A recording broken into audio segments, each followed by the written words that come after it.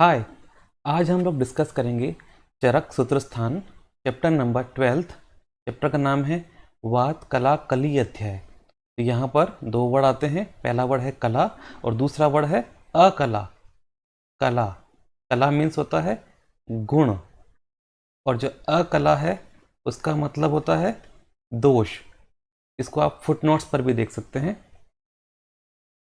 यहाँ पर चक्रपाणी ने कहा कि जो कला है, कला मीन्स गुण है, अकला मतलब गुण के विरुद्ध जो दोष हैं। तो इस चैप्टर में हम लोग वात के गुण एवं दोष दोनों के ही बारे में डिस्कशन करने वाले हैं। फिर नेक्स्ट हम देखते हैं, एक आचार्य है। आचार्य का पूरा नाम है सांकृत्यायन कुश। केवल कुश बोलेंगे भी तो भी ठीक है। पूरा नाम है आचार्य सांकृत्यायन कुश। इन्होंने वात के 6 गुणों के बारे में बताया है।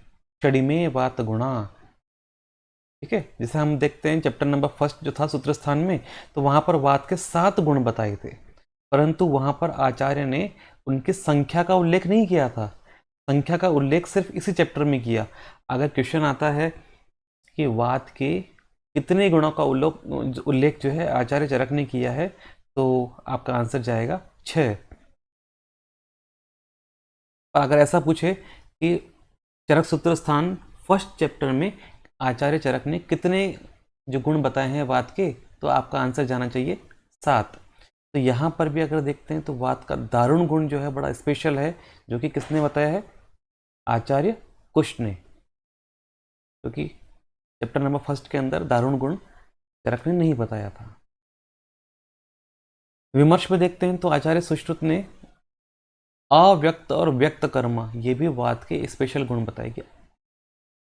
वात स्वयं तो अव्यक्त है, परंतु उसके जो कर्म है वो कैसे हैं?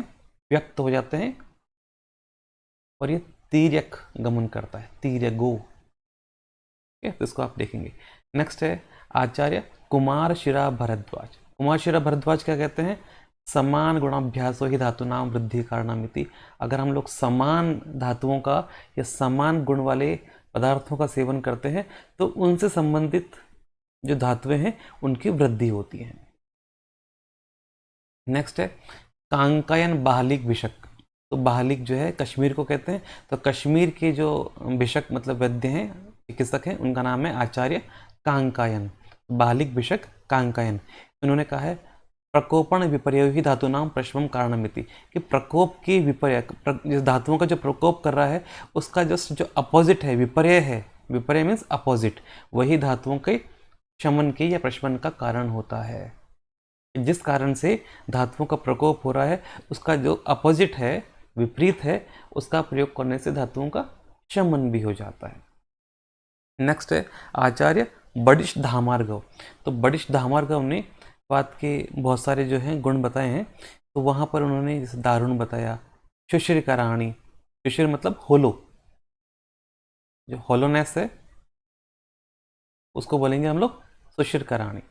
तो यहाँ पर जो दारुण है उसका जो विपरीत गुण है वो है मृदु। ठीक है, ऐसे ही घन कराणी, तो शुशिर का अपोजिट हो गया घन कराणी, दारुण का अपोजिट हो गया मृदु। तो ये क्वेश्चन जो है एग्जाम में पूछा हुआ भी है, दारुण का अपोजिट गुण कौन सा है, तो वह आंसर जाएगा आपका मृदु गुण। नेक्स्ट बड़ा इंपॉर्टेंट है आचार्य वायुर्विद राजर्षि। नाम में ही आ रहा है वायुर्विद, मतलब इन्होंने कुछ बात के बारे में बोला होगा। तो वायुर्विद राजर्षि है। इन्होंने कुपित अकुपितस्य, ये दीर्घ संधि होगी, कुपित अकुपित, शरीर अशरीर चरस्य, शरीर में और शरीर के बाहर वाली, कुपित और अकुपित, इन वात के गुणों का उल्लेख आचार्य वायुर्विद राजर्षि ने किया है। और इनका हम लोग ज्ञान कैसे कर सकते हैं? प्रत्यक्ष, अनुमान और उपदेश के द्वारा। प्रत्यक्ष, अनुमान, उपदेश, युक्ति यहाँ पर नहीं है। ठीक है, उपदेश को ही हम लोग आप तो उपदेश कहेंगे ना। तो यहाँ पर वात के जो है जो कर्म है, गुण है, उनको आपने देखना है। ये बहुत ही इंपॉर्टेंट है, और ये मान के चलिए मैक्सिमम जो एग्जाम्स हैं वहाँ पर यहाँ से क्वेश्चन आते हैं, और आपने को याद भी किए होंगे ये शरीर क्रिया के अंदर।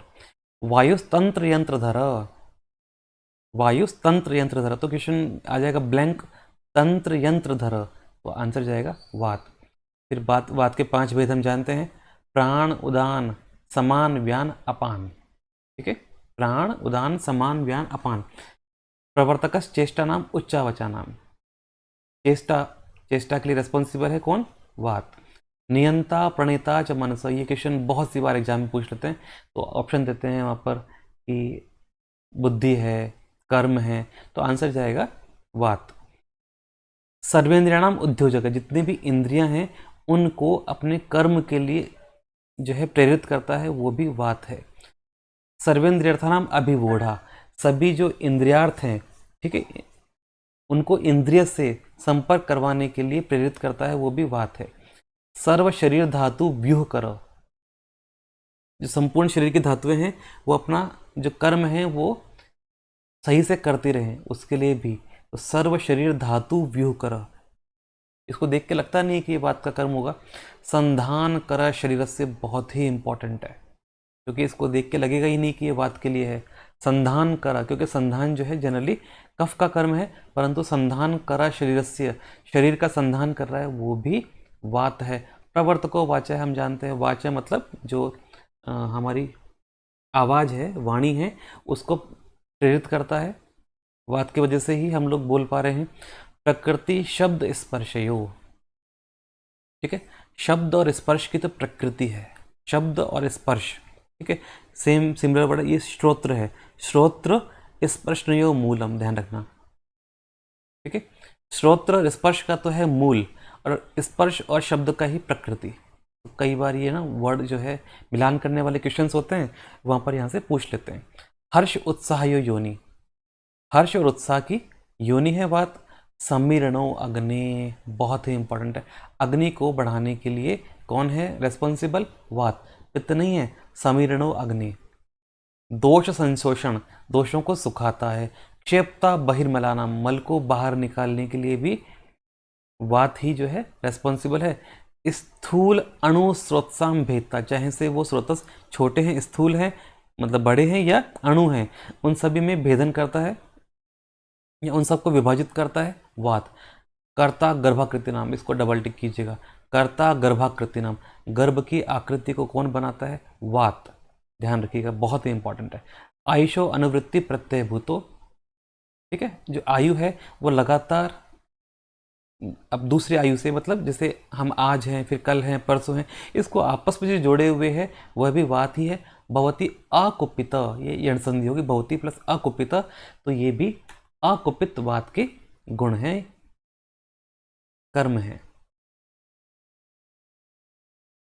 नेक्स्ट हम देखते हैं, ये विकृत मतलब कुपित शरीरगत वात के, वो पहले जो हम लोगों ने पढ़े थे वो शरीरगत अकुपित वात के लक्षण थे, ये हैं शरीरगत कुपित वात के लक्षण। बल वर्ण सुखायुषाम उपघाताय, मतलब बल वर्ण सुख और आयु का नाश करने वाला है। मनोव्याहर्षयति, मन को बाधा पहुंचाता है। सर्वेंद्रियाणि उपहंति, सभी इंद्रियों को बाधा पहुंचाएगा, नाश करेगा। विनिहंति गर्भान, गर्भ का नाश करेगा। विकृतम विकृतिम आपादयंती अति कालम व धारयति, या जो गर्भ है उसको, उसमें विकृति उत्पन्न कर देगा या उसको अति काल तक, देर तक धारण करता है।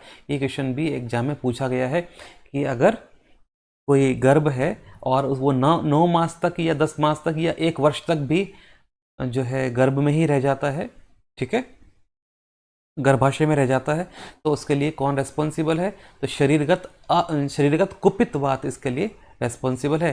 प्राणाश्च प्रणद्धि, और प्राणों का भी विरोधी होता है, यह है शरीरगत कुपित वात। यहाँ पर विमर्श में एक श्लोक है, इसको आप देखिएगा, ये हम लोग नेक्स्ट चैप्टर में देखेंगे, 17 चैप्टर में। सर्वाही चेष्टा वातेन, सभी चेष्टाएं वात की वजह से है। स च प्राणा प्राणिनाम स्मृत, ये क्वेश्चन पूछ लेते हैं एक बार। प्राणियों के प्राण कौन है, वात। प्राण प्राणिनाम स्मृत, तेनैव रोगा जायन्ते, उसी से रोग उत्पन्न होते हैं। तेन च उपरुध्यते, और उसी से रोगों की शांति भी होती है।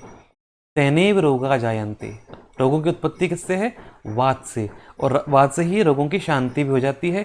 तो यह है चरक सूत्र 17। नेक्स्ट अब देखते हैं प्राकृत मतलब अकुपित अशरीरगत या लोकगत वायु के लक्षण। धरणी धारणम, पृथ्वी को धारण किया हुआ है। ज्वलन उज्ज्वलनम, मतलब ये ज्वालामुखी है, ठीक है, ये अग्नि है, उसको ज्वलित करता है या उसको प्रज्वलित कर रहा है। प्रवर्तनम स्रोतसाम, ये स्रोतस वो नहीं है जो हम लोग शरीरगत स्रोतस देख रहे हैं, ये है जो झरने हैं, ठीक है, नदी के या जो पानी के स्रोत हैं उनको प्रवर्तित कर रहा है, वो भी वात है। ऋतुनाम प्रविभाग, जो शीत ग्रीष्म वर्षा जो ऋतुएं हैं उनमें विभाग कर रहा है, वात है। विभागो धातु नाम, ये धातु शरीरगत धातु नहीं है, ठीक है, ये जैसे स्वर्ण है, रजत है, ताम्र है, इस प्रकार की जो धातुएं हैं उनको विभाजित कर रहा है।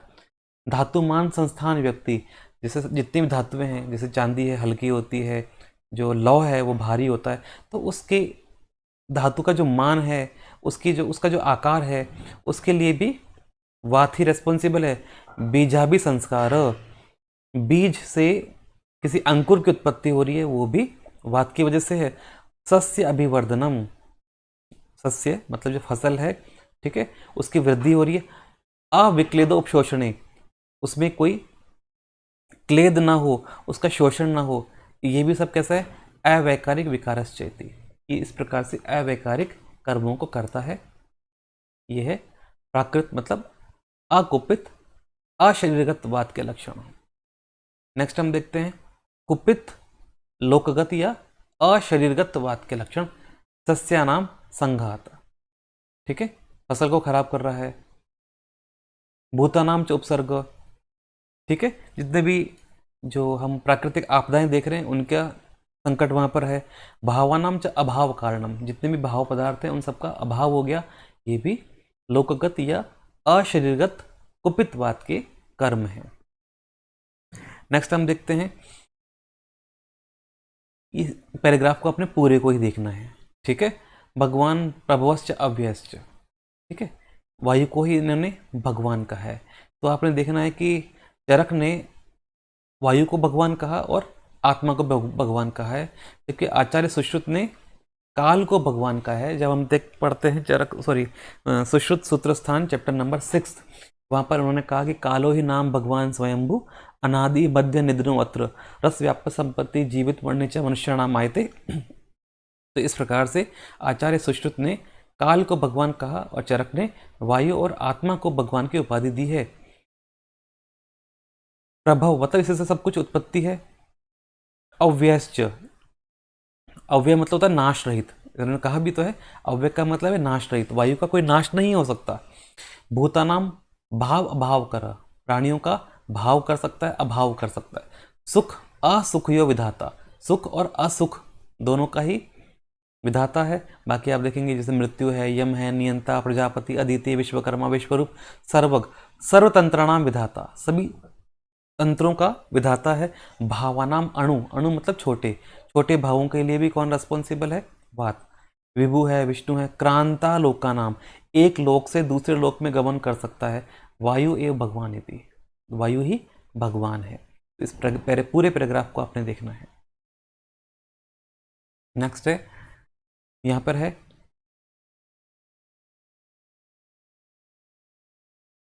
ये एक्चुअली ना वायु यथार्थ है, वायु यथार्थ स्तुति अपि भवति आरोग्याय, वायु को जैसा है वैसा ही जानकर आप उसकी स्तुति करते हैं, ठीक है, या उसको समझने का प्रयास करते हैं तो आरोग्य की प्राप्ति होती है।